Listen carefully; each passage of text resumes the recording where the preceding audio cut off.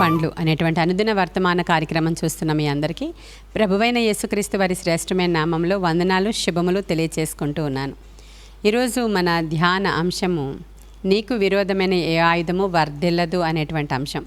యెషయా గ్రంథము 54వ అధ్యాయము 17వ వచనంలో ఈ మాట మనకు కనిపిస్తుంది.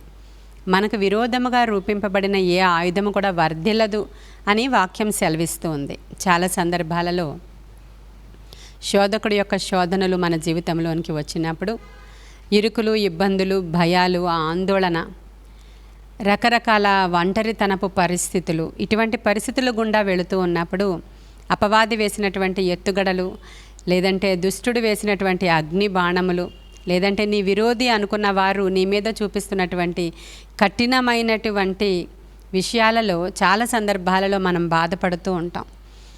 దేవుడైతే ఎప్పుడూ ఒకే మాట చెప్తూ ఉంటారు, మీరు భయపడొద్దు అని. డాక్టర్స్ ఏం చెప్తారంటే చాలామంది భయంకరమైన రోగాల నుంచి బయటికి రావడానికి వారి సక్సెస్కి కారణం వారి ధైర్యమే అని చెప్తూ ఉంటారు. మనం కూడా ధైర్యంగా ఉండమని మన ప్రభు ప్రతిరోజు మాట్లాడుతూనే ఉంటారు. మీరు భయపడకండి, ఏ పరిస్థితికైనా భయపడకండి అని చెప్తూ ఉంటారు. మీకు కష్టాలు రావు, నష్టాలు రావు, బాధలు రావు, ఇరుకులు రావు అనేటువంటి మాట కాదు. ఎటువంటి పరిస్థితుల గుండా మీరు ప్రయాణం చేసినా మీరు భయపడొద్దు. ఎందుకంటే మనం మనుష్యులం కాబట్టి సాధారణ మనుష్యులకు కలిగేటువంటి ప్రతి విధమైన శోధనల గుండా మనం కూడా వెళుతూనే ఉంటాం. కానీ ఆ పరిస్థితులలో మనకి విరోధముగా రూపింపబడినటువంటి ఏ ఆయుధం కూడా వర్ధిల్లదు, నేను మిమ్మల్ని విడిపిస్తాను అని మన దేవుడు ఆ వాగ్దానం మాత్రం ఖచ్చితంగా మన పక్షంగా చేశారు ఆయన. ఒకే ఒక సంఘటన మనం చూద్దాం. అనేకమైన విషయాలు ధ్యానం చేయడానికి ఇప్పుడు అంత సమయం మనకు సరిపోదు కాబట్టి నిర్గమకాండంలో మనం చూసినప్పుడు ఐగుప్తు దేశంలో ఇజ్రాయేలు ప్రజల మీద ఫరో చాలా కఠినమైనటువంటి పనులు చెప్తూ కఠినముగా ప్రవర్తిస్తూ అసలు ఈ జనాంగము విస్తరించకుండా, ఈ జనాంగము పెరగకుండా, ఈ జనాంగము బలంగా తయారవ్వకుండా వీళ్ళకి చాలా కష్టపెట్టాలి, పనులు చెప్పేయాలి, వాళ్ళకి అసలు ఖాళీగా ఉంచకూడదు అనేటువంటి విషయాల్ని డిస్కస్ చేస్తూ ఉన్నాడు అక్కడ ఫరో. ఎందుకంటే ఈ జనాంగము బయట నుంచి వచ్చినటువంటి జనాంగం ఇక్కడికి వచ్చి రోజు రోజుకి విస్తరించిపోతున్నారు. రేపొద్దున్న ఏదైనా యుద్ధం ప్రకటించబడినప్పుడు వీళ్ళు ఎక్కువ మంది ప్రజలు ఉన్నారు కాబట్టి ఒకవేళ నా మీదే తిరుగుబడే ప్రమాదం ఏమైనా ఉందేమో, కాబట్టి ఈ జనులు విస్తరించకూడదు అనేటువంటి విషయాన్ని రాజు నిర్ణయించుకుని వారికి ఏం చేశాడంటే ఆ మగవాళ్ళందరూ కూడా ఇంటికి రాకుండా, యవ్వనస్తులైన బిడ్డలు ఇంటికి రాకుండా రామసేతు అనేటువంటి ఒక పట్టణాన్ని కట్టించడం మొదలుపెట్టాడు. ఇటుకలు తయారు చేయడానికి అవసరమైన మెటీరియల్ కూడా ఇవ్వకుండా, మెటీరియల్ కూడా వీళ్ళే తెచ్చుకోవాలి, గడ్డి వాళ్ళే తెచ్చుకోవాలి, అన్నీ వాళ్ళే తెచ్చుకోవాలి, వాళ్ళే కాల్చాలి, వాటిని వాళ్ళే పట్టణాలు కట్టాలి. ఇంటికి రానియకుండా కఠినమైన బాధల గుండా వాళ్ళని తీసుకెళ్తున్న సందర్భం అది. ఎందుకు చేస్తున్నాడు ఇదంతా అంటే ఆ జనులు విస్తరించకూడదు. ప్రజలు రోజు రోజుకి పెరిగిపోతున్నారు. ఎంత కఠినంగా వాళ్ళని అణుస్తున్నా కూడా ఆ ప్రజలు రోజు రోజుకి విస్తరించడం చూసినప్పుడు అసహ్యపడ్డాడంట ఇజ్రాయేలీలు ప్రజల మీద ఫరో. అసహ్యం పడుతున్నాడంట. అబ్బా, నేను ఎంత చేసినా ఈ ప్రజలేంటి రోజు రోజుకి ఇలా విస్తరించిపోతున్నారు, ఇలా పుట్టుకొచ్చేస్తున్నారు వీళ్ళందరూ అని. ఇజ్రాయేలీల జనాంగము విస్తరించబడుట అనేది దేవుని యొక్క వాగ్దానము. అబ్రహాము దేవుడికి వాగ్దానం చేశాడు, నేను నీ సంతతిని విస్తరింపచేసేదను. ఈ వాగ్దాన నెరవేర్పు అక్కడ జరగకుండా దుష్టుడు అక్కడ అడ్డడానికి ప్రయత్నం చేస్తున్నాడు రాజు రూపంలో. కానీ వాడు ఎంత ప్రయత్నం చేస్తున్నాడో అంతకంటే ఎక్కువగా వీళ్ళు విస్తరించిపోతున్నారంట. ఆ ప్రయత్నంలో భాగంగా వాళ్ళందరినీ బాగా అణగద్రొక్కాలనే ఉద్దేశంతో అసలు ఏం అవసరం లేకపోయినా పట్టణాలను కట్టిస్తూ ఉన్నాడు అతను, వీళ్ళనే పనివారిగా పెట్టుకొని. ఆ సందర్భంలో అప్పటి వరకు దేవుడు అంత ఎక్కువగా గుర్తు రాలేదు ఈ ప్రజలకి. ఎప్పుడైతే వీళ్ళని అణగద్రొక్కడం మొదలుపెట్టాడో, ఎప్పుడైతే మగవాళ్ళు ఇళ్ళకి రావట్లేదో, యవ్వనస్తులైన బిడ్డలు ఇళ్ళకి రావడం లేదో, వాళ్ళకి అక్కడే కఠినమైన శ్రమలు, బాధలు అనుభవిస్తున్నారు, వీళ్ళు ఇంటి దగ్గర కూర్చున్నటువంటి స్త్రీలు, పనిచేస్తున్న పురుషులు దేవునికి మొర్ర పెట్టడం మొదలుపెట్టారండి.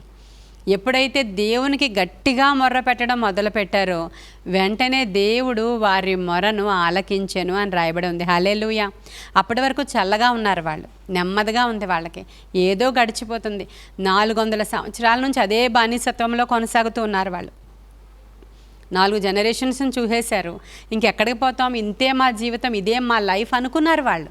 కానీ దేవుని ఉద్దేశం అది కాదు. తన ప్రజలను చెరలో నుంచి విడిపించాలి, అది దేవుని ఉద్దేశం. ఇప్పటికైనా మనకు కూడా అంతే. ఎలాంటి చెరలో నీవు ఉన్నా, ఎలాంటి సమస్యలో నీవు ఉన్నా, ఎలాంటి శోధనలో నీవు ఉన్నా, ఎంత కఠినమైన పరిస్థితి అయినా దేవుడు నిన్ను విడిపించడానికే ఇష్టపడుతూ ఉన్నాడు. దేవుడు నిన్ను గొప్ప చేయడానికే ఇష్టపడుతున్నాడు. దేవుడు నీకు విడుదల ఇవ్వడానికే ఇష్టపడుతున్నాడు. నీవు అనుకుంటున్నావు మనుషులు ఎవ్వరూ నాకు సహాయం చేయలేరు, ఈ చెరలో నుంచి నేను బయటికి వెళ్ళలేను అని నువ్వు అనుకుంటూ ఉన్నావు. అలాంటి సందర్భంలో వారి మొరను దేవుడు విని వారి కొరకు ఒక రక్షకుణ్ణి అక్కడికి పంపించాడు. హల్లెలూయా. అపవాది వేసినటువంటి విరోధమైనటువంటి ఆయుధం అది వర్ధిల్లలేదు. అపవాది ఒకందుకు చేశాడు వీళ్ళని అణగద్రొక్కడానికి, వీరిని అణగద్రొక్కడానికి, వీరిని నశింపచేయడానికి, వీరు విస్తరించకుండా ఉండడానికి వేసినటువంటి ఆ ప్లాన్ సక్సెస్ అవ్వలేదు. ఇంకా రెండవ ప్లాన్ వేశాడు అపవాది, అది కూడా మనం చూద్దాం. అక్కడ పుట్టినటువంటి మగబిడ్డలందరినీ చంపించేయమని ఫరో యొక్క ఆజ్ఞ. అక్కడ ఎంతమంది అయితే మగబిడ్డలు పుడతారో ఇజ్రాయేలీలకి వాళ్ళందరినీ చంపించేయమని రాజు భయపడిపోతున్నాడు. ఎందుకంటే వాళ్ళందరూ అంత బలంగా బలార్జుల్లాగా ఎదిగిపోతూ ఉంటే మా మీద తిరగబడతారేమోనని. అలానే బయటికి పంపించడానికి ఇష్టం లేదు, ఇక్కడ వాళ్ళు విస్తరించకూడదు. అలాంటి సందర్భంలో మగబిడ్డలందరినీ చంపించేయమని ఒక ఆజ్ఞ జారీ చేసినప్పుడు అక్కడ ఉన్నటువంటి ఐగుప్తు దేశపు మంత్రసానులు 2 ఉన్నారు. వాళ్ళ పేర్లు కూడా బైబిల్లో రాయబడి ఉన్నాయి. షిఫ్రా, పూయా అనేటువంటి వారు. మీరు ఇదంతా నిర్గమకాండము 1వ అధ్యాయంలో మీరు చదివితే ఇప్పుడు నేను చెప్పిన అంశాలు మీకు దొరుకుతాయి. షిఫ్రా, పూయా అనేటువంటి 2 మంత్రసానులు, వాళ్ళే వచ్చి వీళ్ళకి డెలివరీ చేయాలి.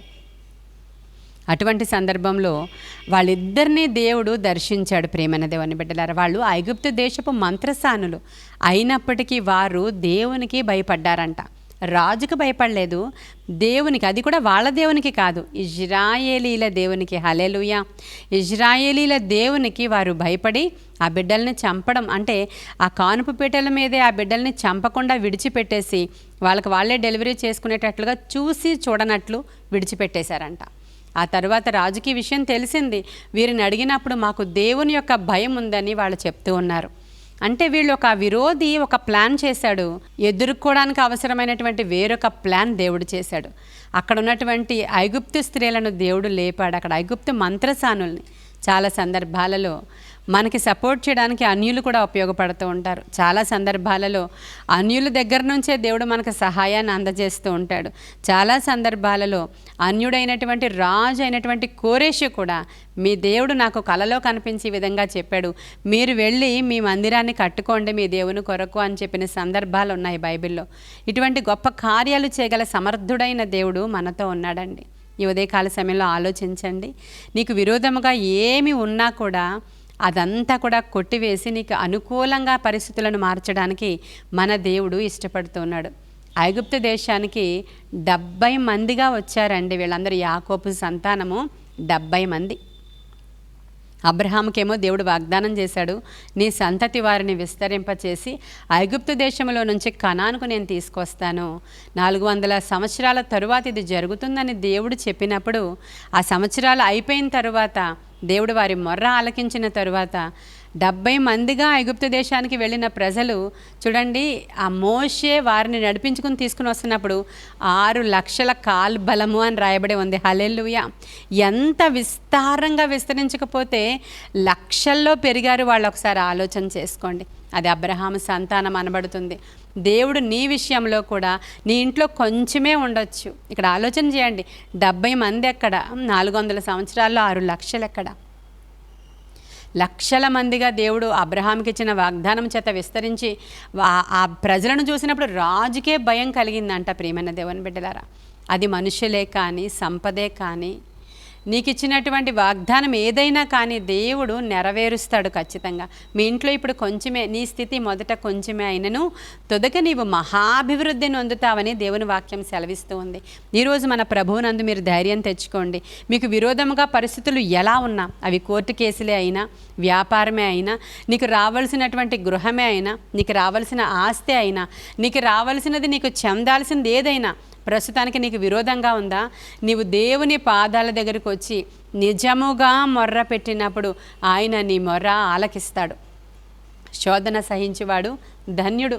నీ శోధన సమయంలో నీవు నమ్మకంగా ఉన్నప్పుడు ఆయన నిన్ను ఖచ్చితంగా హెచ్చిస్తాడు, గొప్ప చేస్తాడు, విడిపిస్తాడు, బాగు చేస్తాడు. ఉదయకాల సమయంలో మాకు విరోధముగా రూపింపబడిన ఏ ఆయుధము వర్ధిల్లదు ప్రభువా, మాకు జయము కావాలి అని అడగండి. ఈరోజు ఈ ప్రార్థన మనం ఈరోజు చేసుకుందామా? మరి కొన్ని మాటలు దేవుడు మన వెనుకడిలో దీవించును గాక. ఆమేన్. ప్రార్థన చేసుకుందాం. మహాపరిశుద్ధుడైన తండ్రి, మహోన్నతుడైన దేవా, నీకు వందనాలు.